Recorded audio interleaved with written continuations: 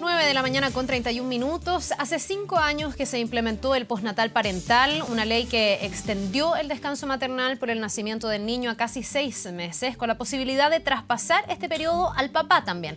Las cifras muestran un efecto positivo en lo que es la lactancia materna exclusiva, la cual aumentó a un 53%, pero de todas formas se genera un debate en torno a su efectividad, sobre todo en el rol del hombre en este postnatal.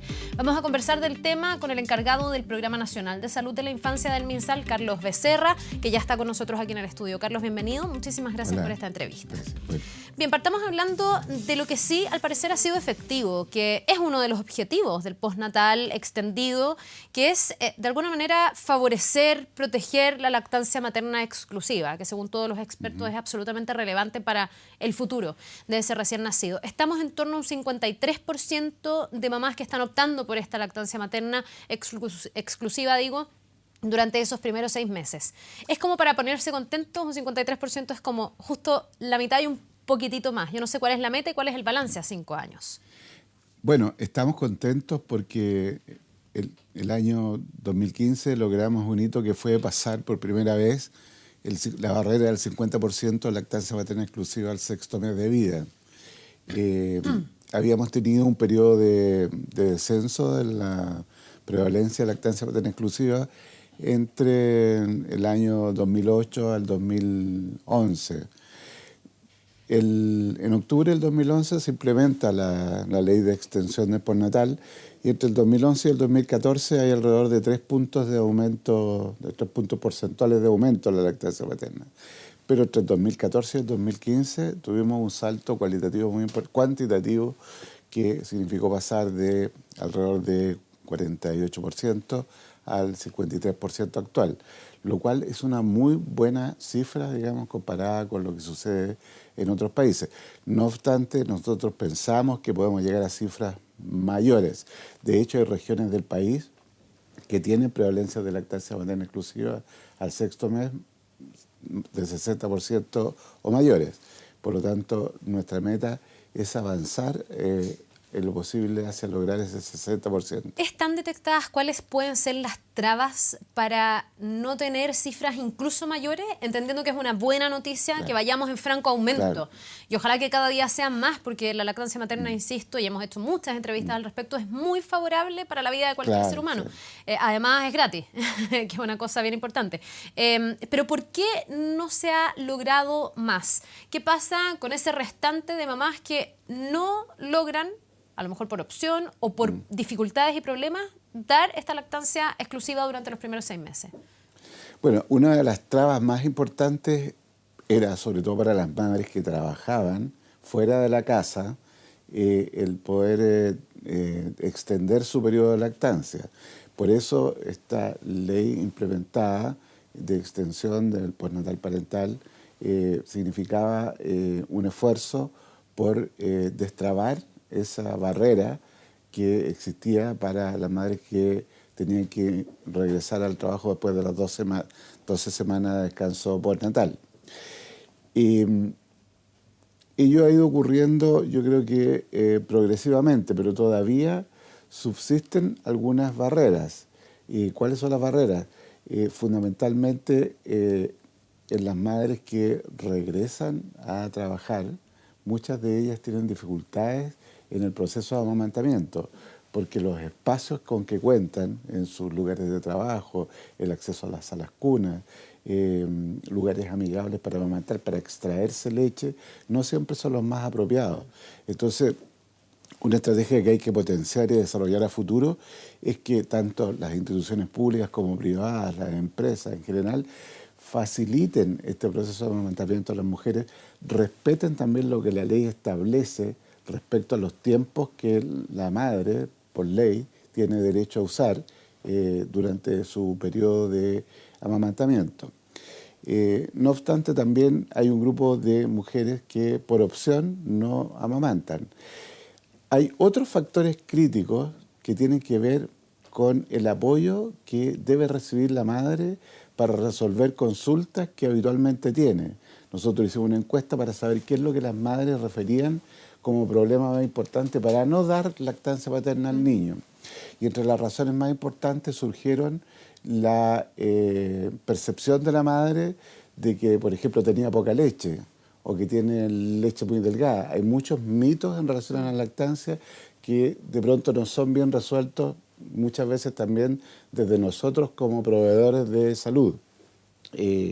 También hay otro aspecto importante como las grietas del pezón o otros aspectos relacionados con el proceso de amamantamiento, la técnica, la posición, que requieren un apoyo especial. Por eso nosotros estamos, en primer lugar, acreditando establecimientos amigos de la madre y del niño, tanto en hospitales como establecimientos de atención primaria, que sean establecimientos que sean muy proactivos para favorecer la lactancia y apoyen a las madres en este proceso. En el fondo esto es multifactorial, hay que tratar de entregarle distintas oportunidades a la madre para que logre este proceso de lactancia de manera exitosa. Exactamente, tú lo dices muy bien, es multifactorial y por eso también al hacer el análisis del impacto de la extensión del postnatal hay que ser muy cuidadoso, porque claro, la extensión del postnatal es algo que ha impactado, pero también se ha hecho otra serie de esfuerzos para poder impactar en este proceso, como capacitación de los clínicas de lactancia. Clínicas de lactancia. Ahora se están implementando los bancos de leche humana y hay una política de favorecer la implementación de los bancos de leche humana, acreditación de establecimientos amigos de la madre y el niño, trabajo con monitores de la comunidad. Es decir, hay mucha actividad en torno a la lactancia materna que está teniendo impacto. Entonces, por eso nosotros estamos contentos con ello. Ahora, bueno, en este foco, digamos, uno podría hacer un muy buen balance de lo que ha sido el postnatal, además de todas estas medidas complementarias que usted me dice, para que finalmente tengamos más lactancia exclusiva materna de aquellas mamás que han logrado durante estos primeros 6 meses persistir en este afán de dar su propia leche. Pero también hay cierta discusión respecto de qué impacto ha tenido esta política pública en el rol del hombre, porque han sido realmente pocos hombres, estoy tratando de encontrar aquí, son 1.134 hombres los que han usado este permiso desde octubre del año 2011, cuando esta ley empieza a entrar en vigor y se empieza a ejecutar. ¿Por qué tenemos esta baja participación de los hombres a su juicio? Y yo ahí le quiero preguntar finalmente cuál es el objetivo del postnatal extendido. Claro, yo creo que habría que partir por eso. Uno de los objetivos del postnatal extendido era ejercer una paternidad activa. Y la paternidad activa necesariamente tiene que involucrar al hombre, en el sentido de incorporarse activamente con su pareja en el proceso de amamantamiento, pero también en la crianza respetuosa de los niños. No obstante, hay también dificultades de proceso que creo que es necesario analizar y tomar en consideración para lo que viene más adelante. Efectivamente, tú lo has dicho, un poco más de 1.000 hombres, en el total de 400 y tantas mil personas que han hecho uso del postnatal extendido, significa algo así como el 0.2% de los que han hecho uso del postnatal son hombres. La idea era que ellos pudieran hacerlo bastante más activamente. De hecho, la ley les da esta posibilidad de compartir una parte, una fracción del postnatal. La mujer puede ceder parte de su derecho al hombre. La mujer puede ceder parte de su derecho al hombre. Parte de su postnatal, digamos. Claro.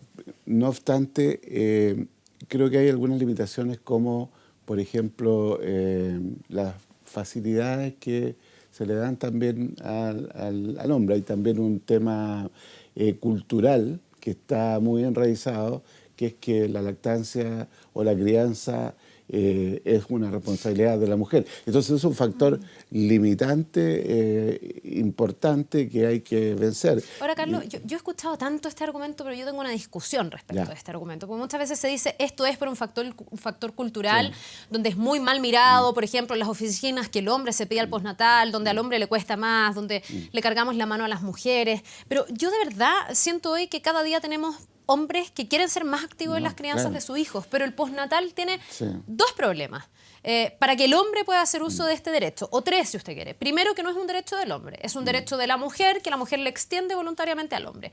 Segundo, que tiene un tope de remuneración. Y en Chile, generalmente en una familia, el hombre gana más que la mujer. Entonces, cuando se aplica ese tope a la mujer, hay menos merma económica para la familia que cuando se hace al hombre, porque el hombre, como ganaba más, se deja de ganar más. Entonces, bueno, ¿cómo el hombre va a dejar de trabajar si ahí vamos a perder más plata? Esa es otra consideración. Y la tercera, y que a mí me parece más lógica, digamos, es que la pechuga es de la mujer.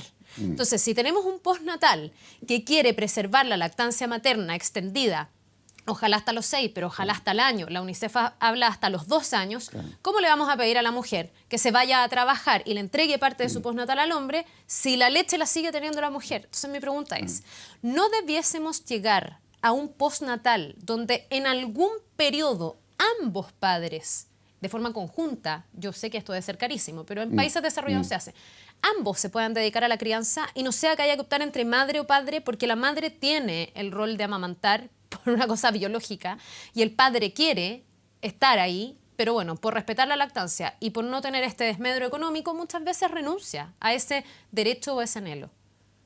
Es verdad, es verdad. Bueno, una limitante importante tiene que ver con el aspecto económico también y la restricción que significa, porque es una parte del subsidio que se le paga al hombre, baja su nivel de remuneraciones. Y uno de los objetivos, repito, del postnatal era lograr una paternidad más activa. Pero es verdad que las legislaciones de países más avanzados, que son muy pocos, han incorporado el postnatal extendido para los padres en forma irrenunciable. O sea, tienen que hacer uso de este postnatal porque significa que el hombre obviamente no puede incorporarse en el proceso de la lactancia, como tú dices, pero sí puede incorporarse activamente en todo el proceso de la crianza y contribuir al apego que el niño va desarrollando como un proceso continuo a lo largo de la vida con los padres y que le da posteriormente tiene un impacto importante en su desarrollo, en sus hitos de desarrollo motor, emocional, social, cognitivo. Si es muy ambicioso pensar que eso se dé al mismo tiempo. Si siempre vamos a tener que optar porque padre o madre, ¿por qué no pensar que en algún momento, con los recursos que eso signifique, pero con la tremenda rentabilidad social que puede tener, porque lo que se invierte en esa primera etapa es altamente rentable, el que a lo mejor durante ese mes la madre siga con su postnatal dando pechuga, porque la pechuga, insisto, es de la mujer, y que el hombre también participe en el rol que le corresponde, que no es estar amamantando, por supuesto, es otro. En mi opinión, las cifras que estamos viendo hoy día, con un 0.2% de las licencias por postnatal extendido usadas por los hombres, un poco más de 1.000, nos dicen que vamos a tener que evaluar qué es lo que pasa con esta política pública y probablemente en el futuro inmediato habrá que ver algunos aspectos que haya que incorporar, como la incorporación más activa del hombre. Eso significa avanzar hacia legislaciones que significan también asegurar en la glosa presupuestaria del país, ¿cierto?, el poder financiar esto. Y ese es el nivel de obstáculo más grande. Hay que recordar que para lograr la ley de extensión del postnatal también hubo una larga discusión para llegar a lo que hoy día tenemos. Eso fue un paso importante y pensamos que debería en el futuro probablemente complementarse con medidas que aseguraran una participación más activa del padre. Afortunadamente hubo varios argumentos que terminaron siendo mitos que no se cumplieron, porque se decía que con este postnatal extendido se iba a afectar fuertemente el mercado laboral para la mujer, que nadie iba a querer contratar mujeres, porque en realidad estar 6 meses fuera era una cosa terrible. Y eso, por lo menos hasta ahora en estos 5 años, no se ha constatado que sea así, digamos, no hubo ese perjuicio, cosa que es una buena noticia y que da espacio para seguir mejorando el beneficio, me imagino. Sí, yo creo que ha habido, desde el punto de vista país, un avance notable, desde la incorporación sobre todo del subsistema de protección integral a la primera infancia, Chile Crece Contigo, ha habido un avance en torno a una valoración social mayor. Yo la veo como pediatra, que es una valoración social creciente de la importancia de invertir en primera infancia y de la valoración social de estos primeros hitos de desarrollo del niño como marcadores de su futuro inmediato en la vida. Por lo tanto, proteger estas ventanas críticas del desarrollo en los primeros 3 años, particularmente del niño, son muy importantes. Y en ese sentido, la lactancia es indudablemente el mejor comienzo en la vida. Entonces, hay que asegurar que estas cifras que hoy día tenemos, que son buenas, podamos mejorarlas. Y creo que no solamente es la lactancia, sino que también es todo el proceso de apego del niño, que también le da un impacto importante súbito de desarrollo posterior. Y en este apego, en este proceso de desarrollo, digo, social, emocional, cognitivo, es muy importante la presencia del padre. Yo lo veo, digamos, desde el punto de vista de mi ejercicio pediátrico, que cada vez en la consulta veo más padres incorporados en los controles de salud del niño, por ejemplo. Y muchos padres que van solos, porque comparten la responsabilidad con la madre. Estoy hablando de padres de las nuevas generaciones, que comparten el proceso de crianza. Yo creo que en ese sentido hay un cambio cultural que va a ir quebrando estas barreras que mencionábamos anteriormente. Carlos, quería volver al tema de la lactancia, de lo importante que es y de cuánto incentivo se pone desde el Estado para preservar este proceso que es natural, gratuito, absolutamente beneficioso para la salud, más allá de que efectivamente en algunos casos puede haber una tasa de fracaso por razones distintas, orgánicas de la madre, pero muchos otros porque se claudica muy rápido y por la propia inseguridad y muchas veces por falta de apoyo. Ha habido críticas, incluso una campaña en torno a una compra que ha hecho el Ministerio de Salud de toneladas, entiendo, de leche de relleno, de esta leche Nutrilón, que finalmente se da para reemplazar la lactancia materna cuando esta no es exitosa. Y algunos han advertido ahí una especie de contradicción, de decir, bueno, por un lado se dice que se quiere fomentar la lactancia y por otro lado se entrega en los consultorios esta leche de relleno, que lo que hace es mermar el proceso de lactancia. ¿Qué tan cierto es eso? ¿Qué se ha hecho desde la política pública y cómo se está manejando este tema? Cuando una mamá llega, no sé, en un consultorio, por ejemplo, a decir, ¿sabe qué? Yo creo que mi hijo está quedando con hambre. Tome, señora, dele esta leche que compramos, o señora, persevere y siga adelante porque la lactancia materna es maravillosa y además vale harto menos que ese tarrito que es bien caro. No, no hay ninguna contradicción, porque desde el punto de vista de la política pública de lactancia materna, todas las acciones están enfocadas a favorecer la lactancia, ya las mencioné. Clínicas de lactancia materna, bancos de leche humana, capacitación de los equipos, desarrollo de estrategias de monitoras comunitarias. Este proyecto piloto del Ministerio de Salud de fórmulas de inicio primero es un proyecto piloto, localizado en una región del país que es la Araucanía, que significa también, si uno lo ve desde el punto de vista de la política pública, significa también destrabar algunos temas de equidad, porque se reduce, el protocolo, si tú lo lees, es muy preciso en torno a quiénes se les pueden entregar fórmula de inicio. La idea precisamente apunta a que sean menos los niños que se les entregue fórmula de inicio, porque, como tú decías, se entrega hoy día muy fácilmente, sobre todo en el sector privado. Muchos niños salen de las maternidades, de las clínicas y de los hospitales también, con prescripción de fórmula, innecesariamente la mayor parte de las veces. El protocolo de fórmula de inicio que se está aprobando en la Araucanía establece de forma muy limitada cuáles son las condiciones del niño y cuáles son las condiciones de la madre, es decir, el niño para entregar tiene una fórmula que de tener, inicio. no sé, una alergia alimentaria diagnosticada, el niño tiene, que de paso esa fórmula. las condiciones están muy bien acotadas. Condiciones dependientes del niño son que sea hijo de una madre, por ejemplo, VIH positivo, o una madre que tenga un herpes, un virus herpes, o condiciones de la madre que sean una madre que tiene que usar algunas drogas que son contraindicadas con la lactancia materna, como madres que están sometidas a quimioterapia u otros procesos. Pero son muy acotadas las condiciones en que no se es que hace. esta leche de fórmula se le dé a cualquier mamá Esa que leche, la pida en un consultorio. esa leche de ninguna manera se le entrega, es al revés. El proyecto piloto establece que las condiciones son muy acotadas y así lo acota el protocolo. Y los resultados que se están viendo en la Araucanía, en general, hasta el momento, de acuerdo a lo que se ha entregado, es que efectivamente ellos, en vez de aumentar la entrega de prescripción de fórmula de complemento, de relleno o de inicio, han disminuido. Porque una de las barreras más importantes para la lactancia, diríamos uno de los aspectos más críticos, yo diría que los aspectos críticos son dos. Uno, los mitos que existen en torno a la lactancia, que dependen de la madre y que son inadecuadamente resueltos porque es muy importante capacitar más a las madres. Que a veces son hasta alimentados por los equipos médicos. Y alimentados, y por eso es que ese es el aspecto crítico que iba a mencionar. Porque si tú ves, y uno lo ve muchas veces en la consulta, es que muchos niños salen a su primer control de salud ya con prescripción de fórmula de relleno. Y necesariamente, sin ninguna condición que lo amerite. Hay aspectos fisiológicos que uno ve, llega un niño de 10 días y que ha bajado, un niño que pesó 3 kilos 500 al nacer y que al primer control a los 7 o los 10 días pesa 3 kilos 200, ha bajado 300 gramos, que es la baja fisiológica.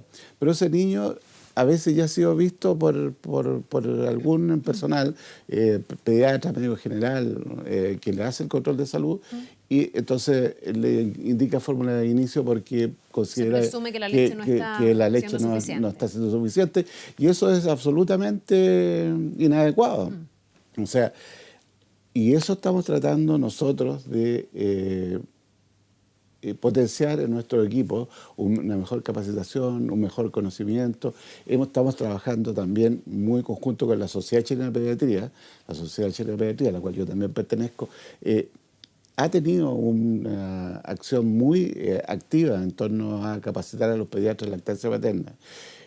De hecho, este año, la semana pasada, en el Congreso Chileno de Pediatría, hubo un módulo de lactancia que a mí me dejó muy contento, porque habitualmente iban muy pocos pediatras porque preferían otros temas un poquito más. Un amigo mío dice que la lactancia materna no es muy sexy para los pediatras, pero este año la verdad es que hubo una asistencia muy importante, lo que indica que también desde el punto de vista de los equipos de salud hay un interés creciente por capacitarse. Y estas cifras que estamos mostrando hoy día también son motivadoras, porque significa que podemos vencer. Por primera vez pasamos de la barrera del 50% y nuestra meta es poder llegar al 60%. Bien, pues nos vamos a quedar pendientes, ojalá que así sea, que tengamos cada día una lactancia materna más exitosa, y también queda pendiente el desafío de cómo hacer que los hombres se puedan incorporar mucho más a ese apego, a ese proceso de conocimiento, además de la paternidad, de mejor manera y con un derecho propio y probablemente no cedido desde la mujer, sino propio, porque también lo merecen y es el rol que deben cumplir. Muchísimas gracias.